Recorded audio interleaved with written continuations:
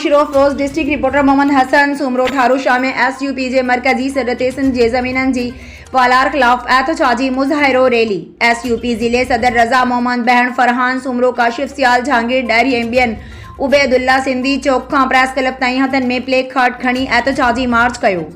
उन मौके ते अगवाणन चयो त निगरान हुकूमत भी PP वांगे सिंध जूं ज़मीनूं धारियन खे ॾेई रही है। हिननि चयो त सिंध जूं ज़मीननि जा वारिस सिर्फ़ सिंधी आहिनि, पर निगरान हुकूमत सिंध में धारियन खे आबाद करण लाइ मुख़्तलिफ़ हरबा हलाए सिंध ते वार करे रही है।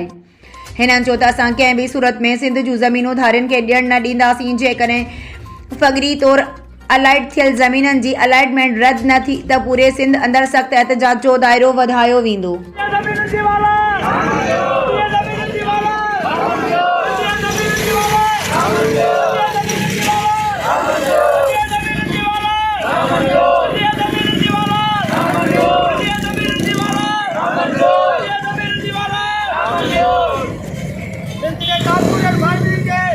भारतीय